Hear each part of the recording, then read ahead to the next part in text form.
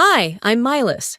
At my sister's wedding, in front of 200 people, my father took the mic and said, "If we could choose again, we would never have given birth to you." So I stood up, walked out, and by morning, I had 86 missed calls. But that wasn't the part that broke me. It was realizing they'd been using my name, for years, to open credit cards, fund events, even secure the venue for the wedding I wasn't wanted at. And the moment I pulled the plug, everything they built collapsed. Why did the golden child get the glory while I carried the debt? In silence. What else had they stolen from me, without ever saying a word? I pulled up to the estate in Napa, just after 1:30. The kind of place with gravel driveways so finely manicured, they looked curated. Rows of Chardonnay vines framed the hill behind the venue like a carefully placed backdrop, and I'd be lying if I said I didn't feel a flutter of nerves as I parked my car and stepped out. I had RSVP'd, like everyone else. I'd booked my own hotel, drove my own car, and I walked into the venue on my own 2 feet. No fanfare, no personal welcome, not even a casual, "Hey, good to see you," from the front desk. Just a clipboard with a list of names I wasn't on. Instead, the coordinator blinked, hesitated, and pulled out an iPad. "Oh, your family?" she asked, scrolling fast. I gave her my full name. She typed something, then finally said, "Oh, right. You're Zinnia's sister." Not Malis, not Ms. Caldwell, not even a first-name nod of familiarity. Just an attachment, an afterthought. That should have been my first clue. A cousin had sent me a screenshot of the digital invite a few days ago, after I mentioned I hadn't received one. The graphic was beautiful. Minimalist cream and gold, perfect calligraphy. Under, "With love, from our families," it listed Dorian and Vera Caldwell, and family of the bride. That was it. I wasn't there, not even in print. When I'd mentioned it to Zinnia, she'd laughed like I was overthinking. "Probably a printing glitch, May. Don't be dramatic. You know how Mom is with tech." I didn't reply, because I knew exactly how Mom was. With tech, with words, with perception. She was deliberate. Always. The staff led me toward the reception lawn.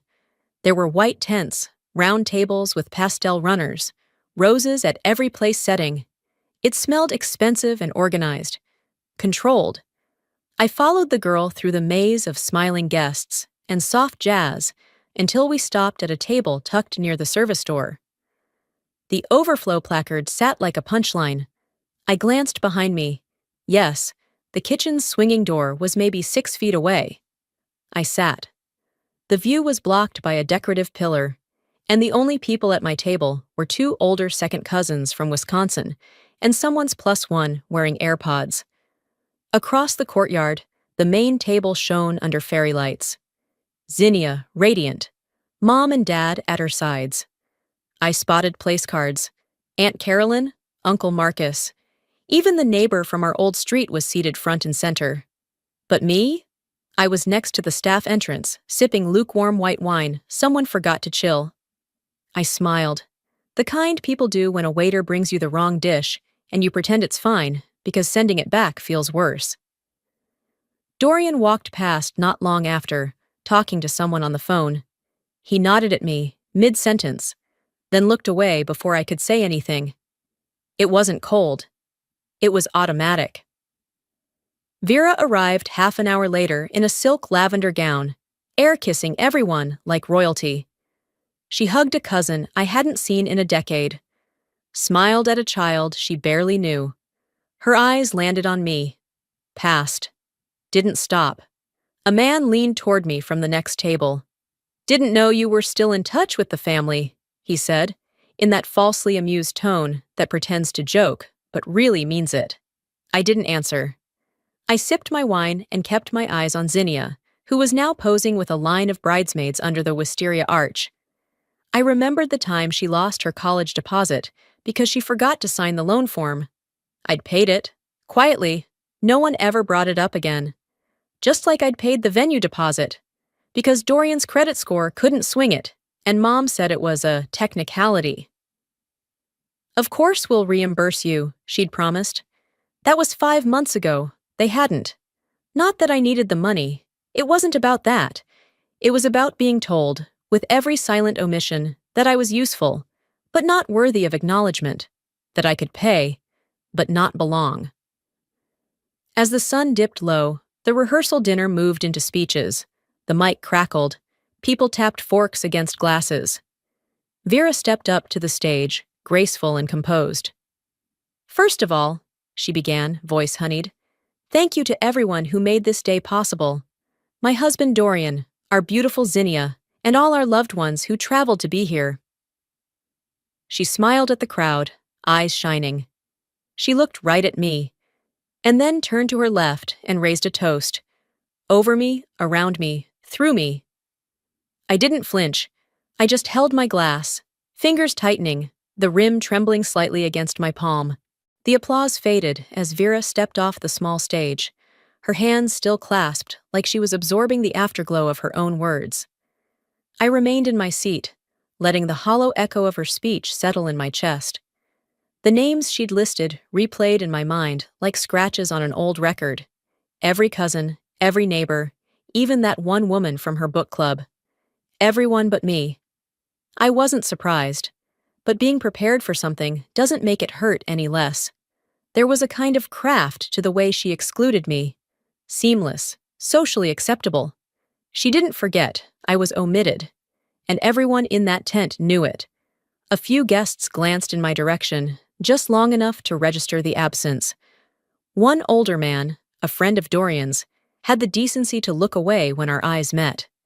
The rest just kept sipping their champagne, eyes flicking back to Zinnia like well-trained guests at a coronation. It takes a certain skill to erase someone from a celebration they paid for, I thought. My hands rested in my lap, fingers laced tightly.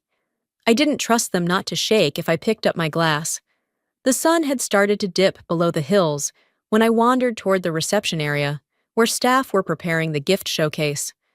Rows of carefully curated mementos, baby photos, dance recital snapshots, and at the center, a framed scrapbook open to a page of glitter, magazine cutouts, and a ticket stub from a county fair. My throat went dry. That was mine. I made that scrapbook when I was 16, during one of the summers we couldn't afford a vacation. I spent hours on it, cutting, gluing, lettering in gold pen. It was my birthday gift to Zinnia that year. She'd smiled when I gave it to her, barely glanced through it, then tossed it on her dresser where it sat for months. Now it was the centerpiece of her memory table. A small plaque beneath the glass read, "From Zinnia to herself. She's always been so creative." I touched the frame, just for a second. No one saw. Or if they did, they pretended not to. I backed away slowly, the world around me muffled by the sound of blood rushing in my ears. The garden lights had come on, soft and twinkling, casting everything in a romantic haze. Families clustered under the trellises, wine in hand, laughter rising like steam. I kept walking. Past the bar, past the photo booth, where someone was laughing in a giant heart-shaped pair of glasses. Past the rows of candlelit tables, where my name had never been carved into the seating chart. I reached the fountain at the edge of the lawn and sat down on the stone ledge, the cold seeping into my dress. I stared at the water, still and glowing in the light, and let the silence wrap around me. This wasn't new. The thefts had just become more elegant over time. When we were younger, I made birthday cards by hand. Zinnia would show them off to her friends as if she'd made them. Mom used to say, "Let her have this one. You get enough attention at school." I didn't, but I didn't argue. I stopped signing my work. Stopped making things altogether. Invisible things couldn't be stolen. That's what I taught myself. Until now. My phone buzzed in my purse. I pulled it out, unlocked it, and opened a blank message to Zinnia. "You can keep the credit, but you'll lose more than a name tonight." I stared at it, didn't send it. A sound behind me made me turn. Cassian stood a few feet away, hands in his pockets, looking strangely hesitant. "I saw the collage," he said softly. I didn't reply. He stepped closer, his voice low. "That scrapbook, I noticed the corner. You signed it. Bottom left. In gold ink. I looked at him then. Really looked. And that's when I realized I wasn't the only one who noticed what was stolen. The door to my suite closed behind me with a dull click. I stood for a moment, letting the silence settle. The hallway behind me buzzed faintly with distant laughter and clinking glasses. Life went on in the other rooms, the real family rooms, the ones with monogrammed welcome baskets and personalized notes from Vera herself. Mine was at the end of the guest wing, a converted storage room, barely touched since the last renovation. I dropped my clutch on the small desk, kicked off my heels, and sat on the edge of the bed. The mattress was too firm, the room too cold, the silence too loud. I pulled out my phone, opened the Notes app, and began typing. No plan, no agenda, just the slow unraveling of memory. It always started with something small. I was 19 when I sat across from Vera in our kitchen, the same worn table where she once taught me to cut out coupons from the Sunday paper. My hands were clenched in my lap. I'd said it fast before I could lose my nerve. Her expression didn't change. "You're pregnant?" she asked, like I'd said I'd lost my car keys. I nodded. She took a sip of her tea, then said, "You know this will ruin Zinnia's college recommendation, right? Word travels fast in small towns, and people love gossip." I swallowed the lump forming in my throat. I wasn't asking for permission, just support. Vera didn't blink. "You're smart, Malis. You'll bounce back. But this will taint her name. She's already dealing with enough." The next morning, she drove me to the clinic without saying a word. She waited in the parking lot, sunglasses on, scrolling her phone. She didn't ask how I felt afterward. I didn't offer. We drove home in silence, and when we got back, she handed me a grocery list. That was it. I never spoke about it again, not even to myself. I closed the app, locked my phone, and leaned back. The ceiling above me had a small crack running through it, jagged like the truth I'd tried to patch over for years. There was more, of course. There always was. Senior year, I spent weeks writing my scholarship essay. It was raw, vulnerable, about growing up invisible in a household where I learned to disappear to keep peace. I submitted it on a Sunday. By Thursday, I overheard Zinnia reading something nearly identical at a brunch celebrating her own award. She used my words. She'd found my draft on our shared laptop. At the table, everyone clapped. Vera dabbed her eyes. "That's my girl," she'd said, "always so insightful." Afterward, I tried to confront her. Quietly. Just the two of us. Vera looked at me like I'd insulted her religion. "Let it go," she said. "You'll win something else. Don't be petty." And that was when I learned. In this family, Zinnia created the magic, and I was the backstage crew. The phone buzzed beside me again. A message from Cassian. "Saw the speech tonight. For what it's worth." I noticed everything. I stared at it, unsure why that simple line made my chest tighten. I typed back, "Not the first time I've been erased." A pause. Then his reply, "Then maybe it's time you write a different script." I stared at that sentence like it held a key I hadn't realized I needed. Maybe he was right. I got up, walked to my suitcase, and pulled out my laptop. Logged in. Opened the folder I'd locked and renamed 3 times over the years. Inside were PDF scans, bank statements, contracts, all the things I'd kept because I knew, one day, I might need proof. One document caught my eye. The venue agreement. My name, my signature, my credit card. They used my name to book the place, to secure the catering, to pay the deposit, and then left me out of the invitation. I highlighted the file, hovered my cursor over Send to Attorney. I didn't blink. I didn't hesitate. Let's see who really made this day happen. I didn't sleep much.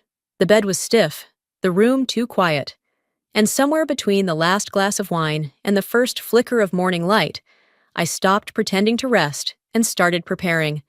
By 6:30, I was at the small desk in my room, nursing a black coffee and refreshing my inbox. I almost missed it, tucked between spam and a discount from a yoga app. A subject line from my credit monitoring service. Alert, new transaction detected. My heart thudded once. I clicked. It was a charge from a home goods store. Not mine, not my card, at least not one I used anymore. Curious, I opened the full report. 3 credit cards, all active, all maxed out, all in my name. I sat very still. One was for furniture, another for boutique clothing. The last one had monthly charges for a storage unit I didn't know existed. I pulled the address. Southern California. Zinnia's zip code. I didn't need to dig further. The pattern was too familiar. Their names weren't on the paperwork. But the behavior? Classic Vera and Dorian? They'd turned me into a resource, financially and emotionally, then acted surprised when I noticed I'd been used. They didn't just erase me, I typed into my notes app. They branded me useful and spent me. I tapped the screen a few more times and pulled up my encrypted folder. Lior's contact was still saved under old habits. We hadn't spoken in a while, but I trusted him.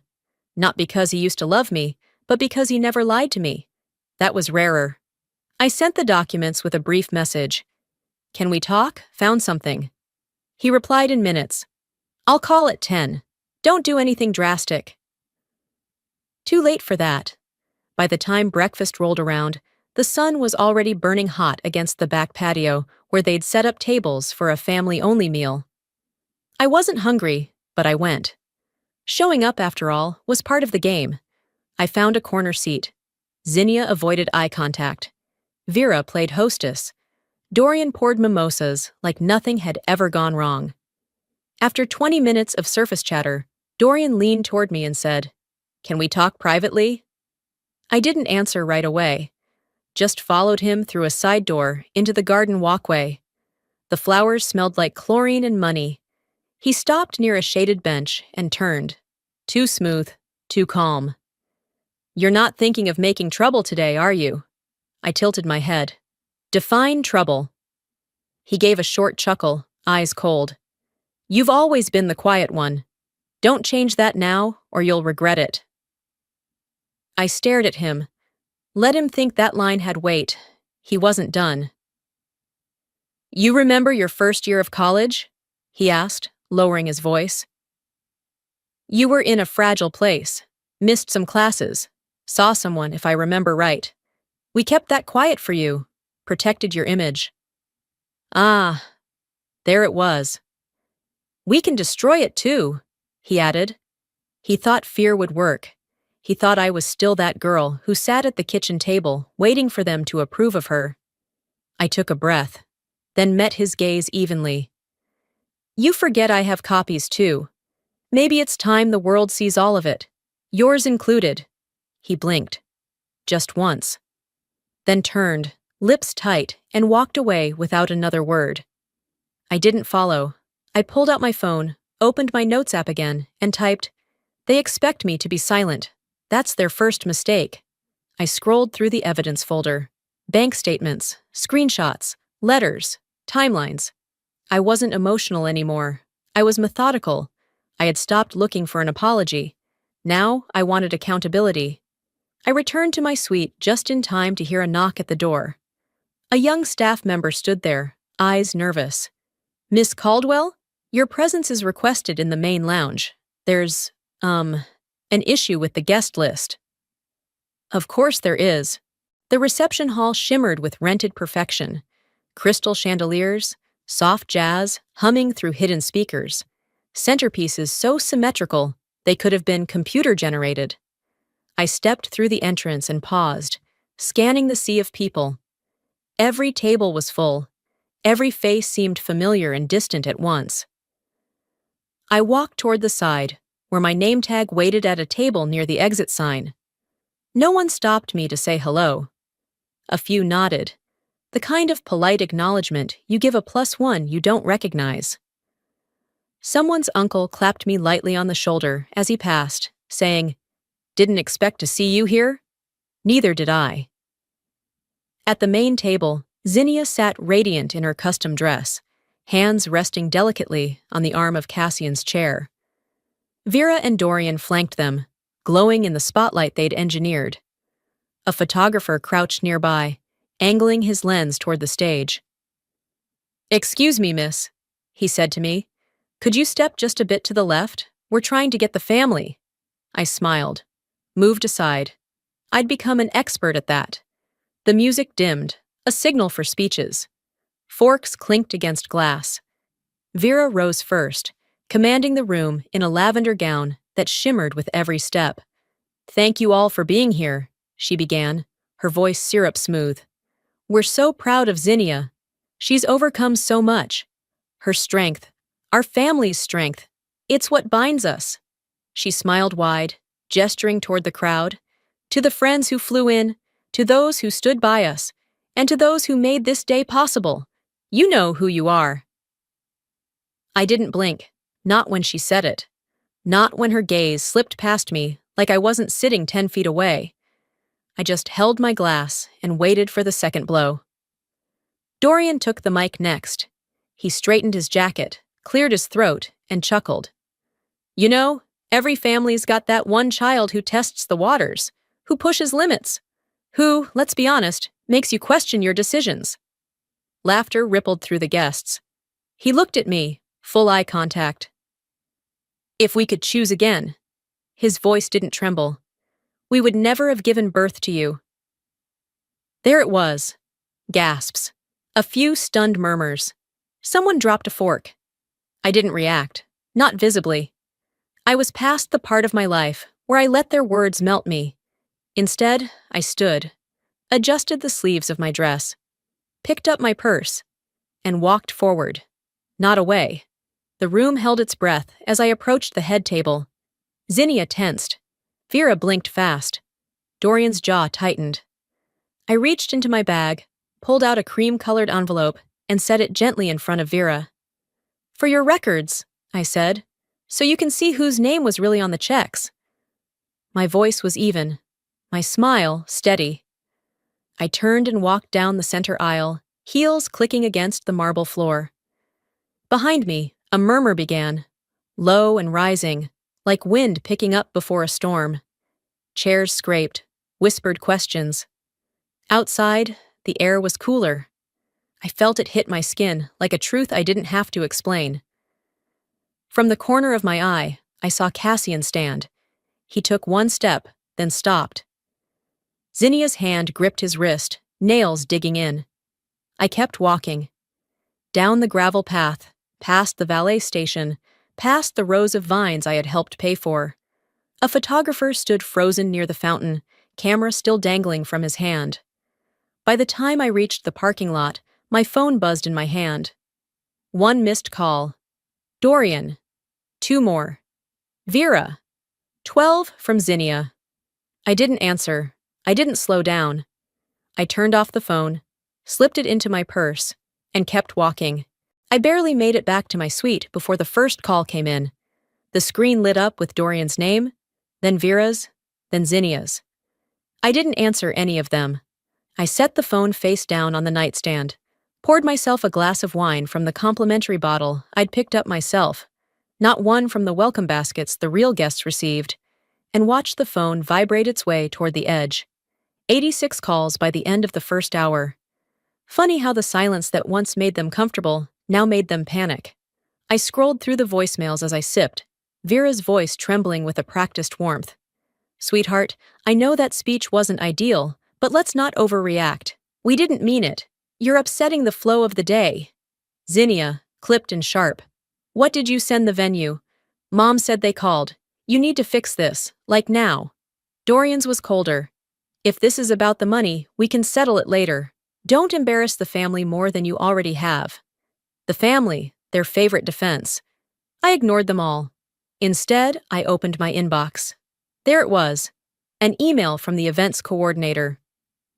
"Maelis Caldwell, per clause 3.2 of our agreement, hosting permissions have been suspended pending verification of signer identity.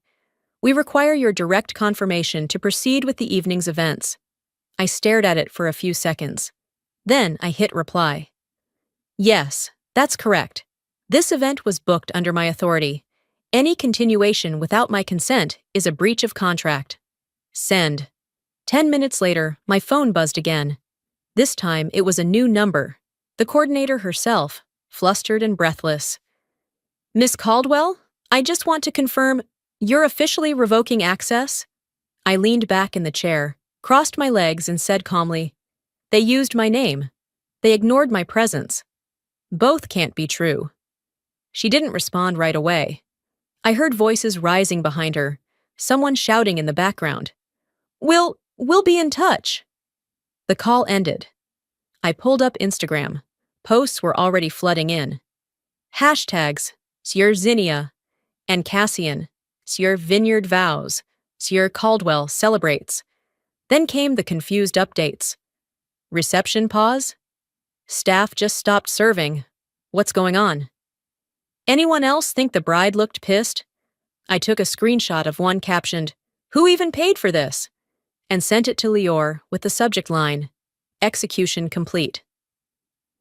The sun had begun its descent outside, casting amber streaks across the vineyard. I walked to the window, wine in hand, and let myself feel it. Not the guilt, not the grief, but the confirmation. They'd pushed too far. They'd used every inch of me and expected me to thank them for it. I remembered something I'd once read online. Sometimes the family you're born into isn't the one you're meant to keep. At the time, I thought it was a little dramatic. Now it felt like a benediction. The phone vibrated again. Voicemail number 27. I considered deleting it, then changed my mind. I hit play. Cassian's voice, low and steady. Maëlys, what you did, it changed everything. I need to talk to you. Alone. My thumb hovered over the screen. It stayed there longer than I expected. It was nearly dusk when the text came in.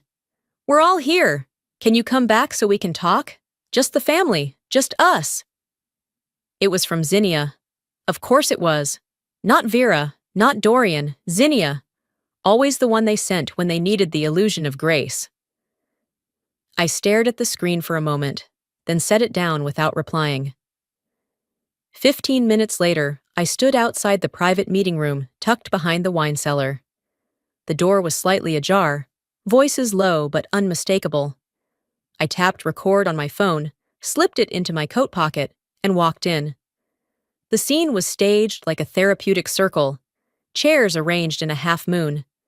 Vera sat poised, one leg crossed neatly over the other. Dorian looked tense, arms folded. Zinnia feigned softness with a neutral smile. Then I saw her. Avon. She sat between Vera and Zinnia like she belonged there. My childhood friend.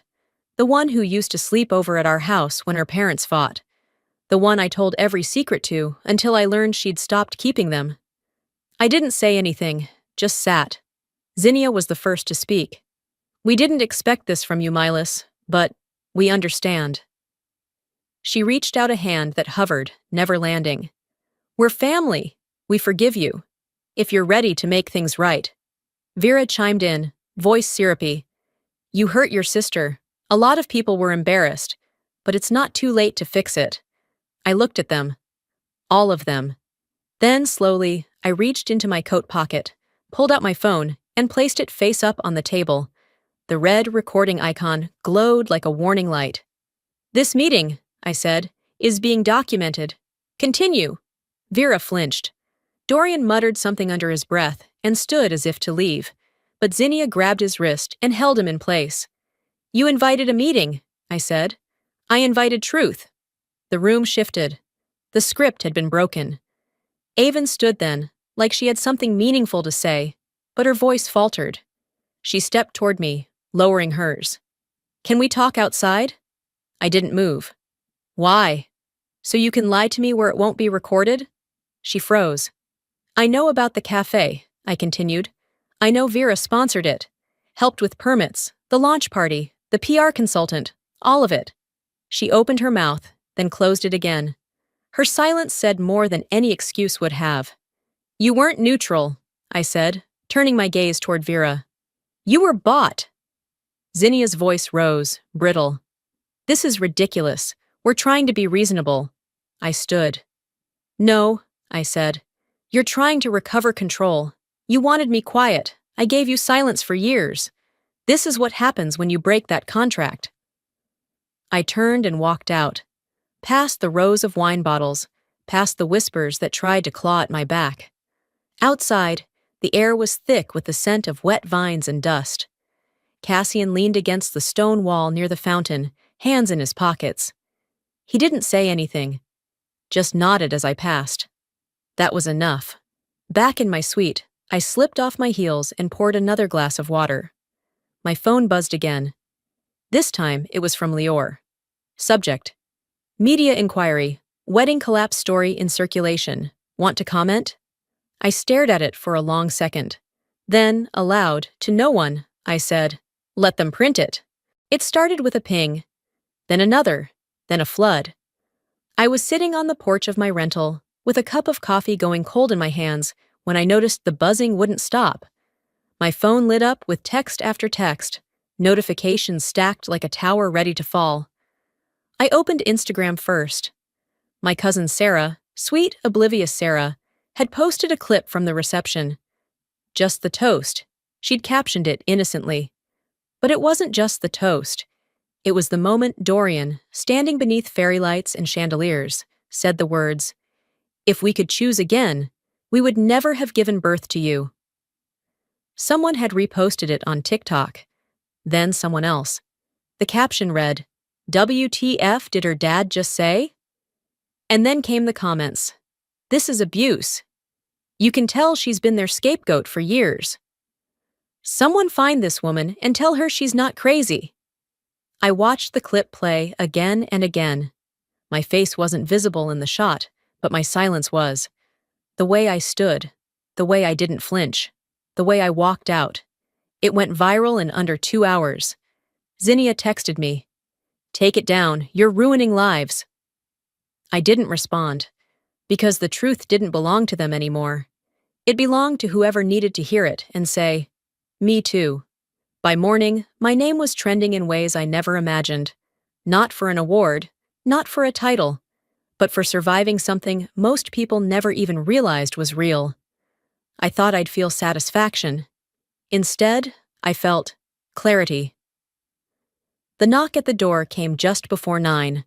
I knew who it was before I opened it. Cassian stood on the step, wrinkled shirt, tired eyes. He held a coffee, unopened. For me, I guessed. "I didn't sign up to marry into cruelty," he said. He didn't ask to come in, just sat down on the edge of the porch, like he'd done it 1,000 times before. "During the intervention," he said, "Zinnia laughed, said you were being dramatic, said you always had a flair for spectacle." He looked over at me. That's when I realized, you weren't the problem, they were. We didn't talk much more. He left the coffee on the railing when he stood. I watched him walk back to his car. He didn't look back. An hour later, I saw his post. "Respect should start at home. I won't marry into a legacy of emotional abuse." Vera would be furious. Dorian would probably sue someone. Zinnia, well, Zinnia would spiral. I didn't have to imagine it. I could already hear her voice in my head. How dare he? How dare I? What would people think? I didn't feel joy. Not exactly. But there was a quiet release. Like a breath I'd held since childhood had finally found its way out. They built a castle out of my silence. Now they could choke on the dust. Lior called around noon. "They're panicking," he said. "A few outlets want statements. I've told them no comment, for now." "I didn't mean for it to go this far," I said. Lior was quiet for a second. But this is what happens when truth stops being whispered.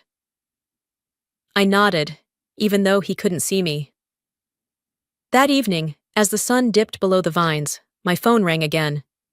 A number I hadn't seen in a decade. I almost let it go to voicemail, but something told me to answer. "Melis?" A voice, soft, familiar. "I saw the video," she said. "I think it's time we talk. It's Aunt Isolde." The next morning arrived cloaked in stillness. For the first time in days, I woke up without the buzz of alerts or the sound of someone yelling outside a reception tent. Instead, There was only the light tapping of a ceiling fan and the quiet ache behind my ribs. I met Aunt Isolde at a small cafe just outside of town. It was the kind of place where the wood chairs wobbled slightly and the air smelled like burnt espresso and buttered toast. She was already seated when I walked in, hands wrapped around a chipped mug. Her face had aged, not harshly, but honestly. Lines carved from silence, not softness. When I sat down, she didn't reach for a hug. She just looked at me, then said, "I saw too much of myself in you. That's why I left. That's why I couldn't watch anymore." I didn't cry. I nodded. That was all we needed.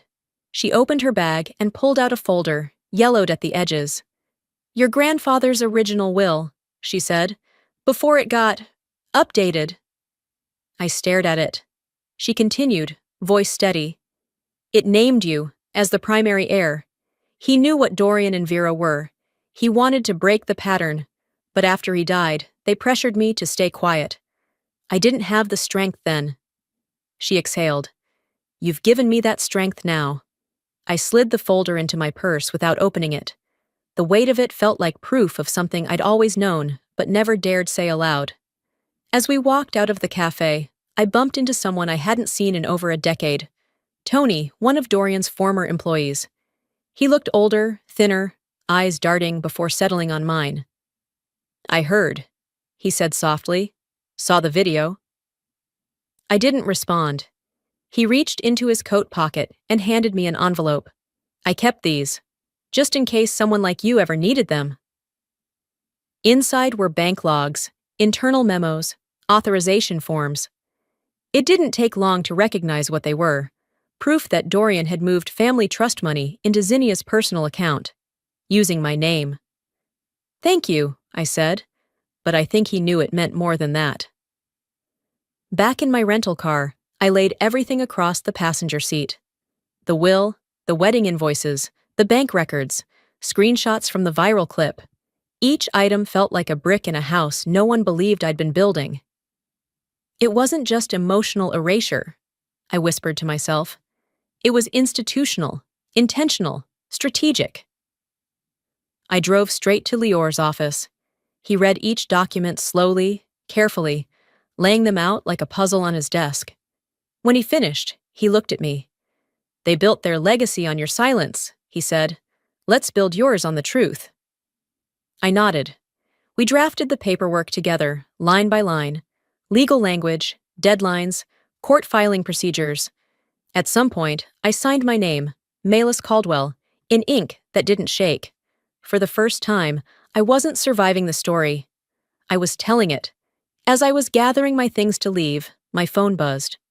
A message. No name, just a number I didn't recognize. The photo loaded slowly. Zinnia. She was sitting on the curb, makeup smudged, her dress wrinkled, shoulders hunched, crying.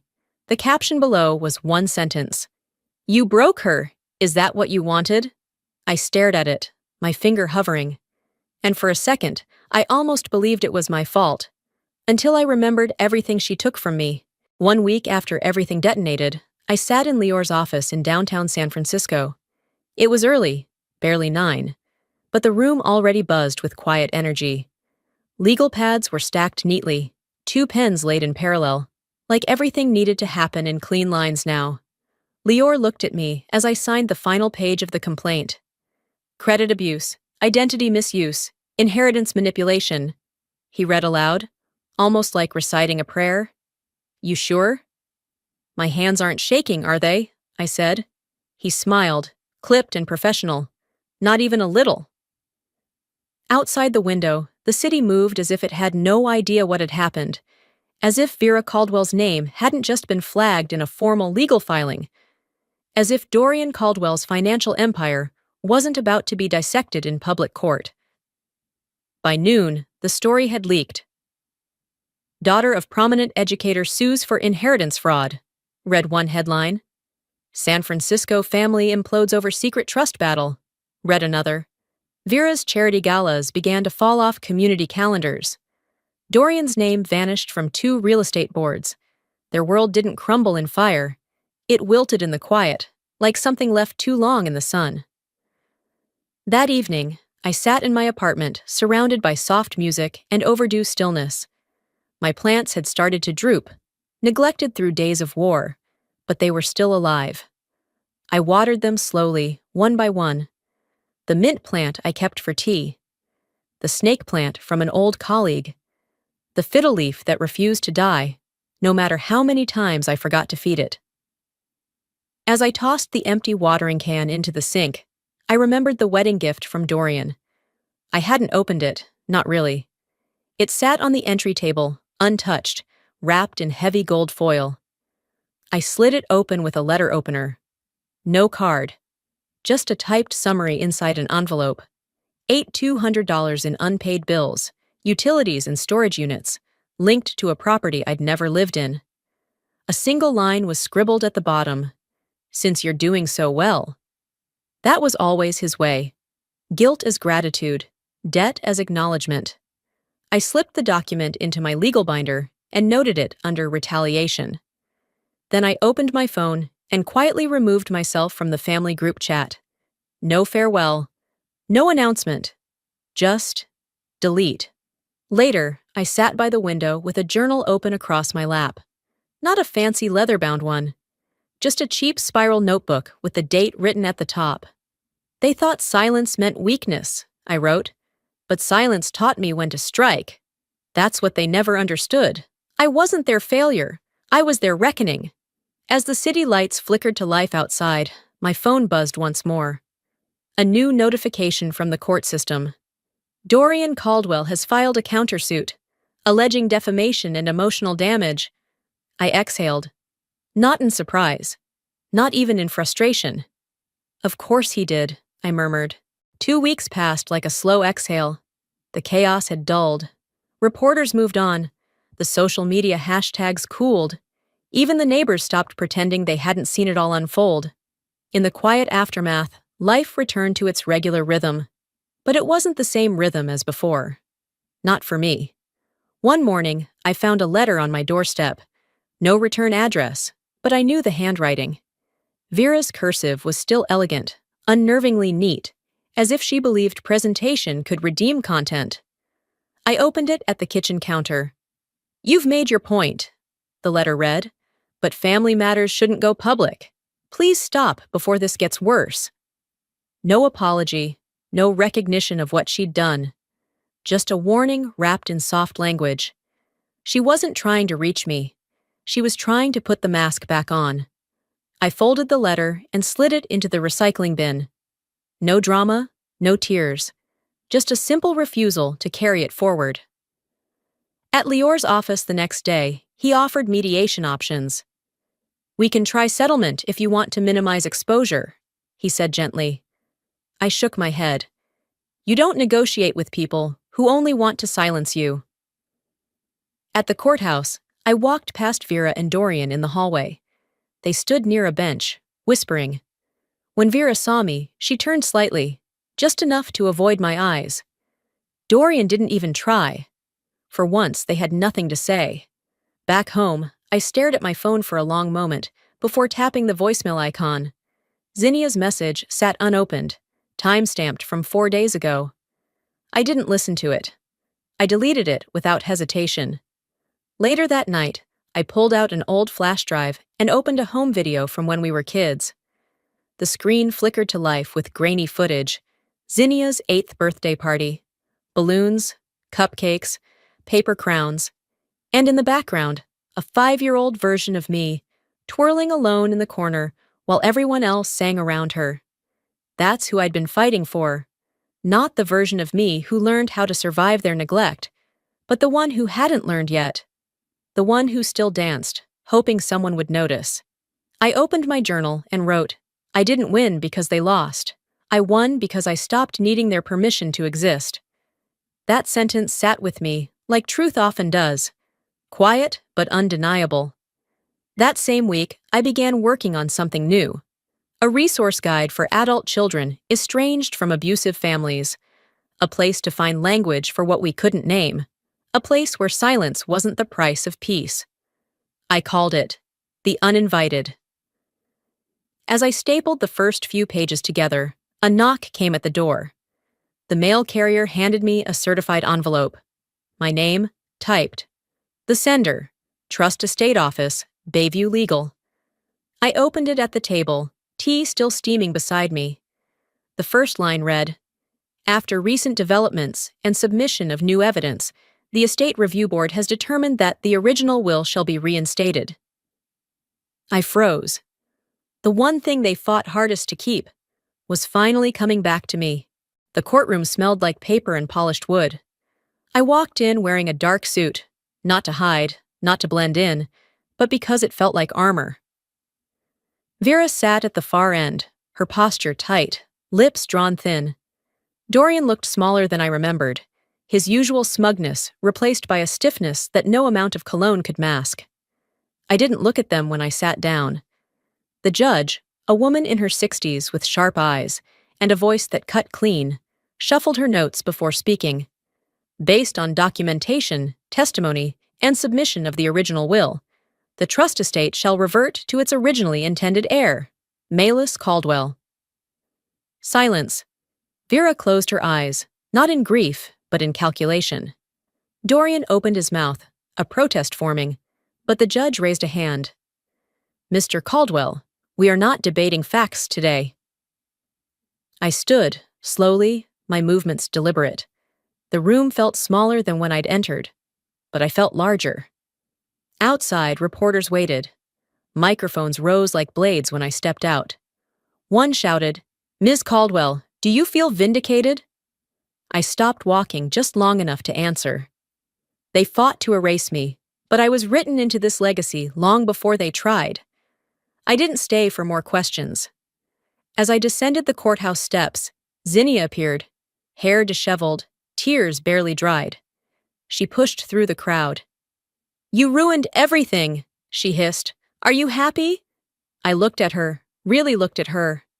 "No," I said. "I'm not happy. I'm finally whole." And I kept walking. 1 month later, I launched the project, an online platform for people like me, those exiled by their own blood, gaslit into silence. I called it Unwritten Heirs. It wasn't about revenge, it was about voice. A week after the launch, the New York Times published a piece titled, "When Silence Isn't Golden." My name was in the byline, not as the subject, as the author. I visited my grandfather's grave the following Sunday. The wind was gentle, the sky quiet. I placed a small stone on his marker and whispered, "They buried the truth." But it grew anyway. I didn't cry. I didn't need to. Back at home, a letter waited. It was from the court. A check enclosed. Restitution, back interest, damages. It came with no apology, only a number. I deposited it the same day and wrote a new check of my own. This one was made out to a small nonprofit that offered scholarships to young women who'd aged out of foster care. On the memo line, I wrote, "In honor of those who were never named." That night, I walked through my apartment, bare feet brushing against warm hardwood. I passed by the bookshelf, where a framed clipping from the Times stood upright. I paused and looked at it. "They thought they raised a compliant daughter," I said aloud, "but they raised a woman who rewrote the ending,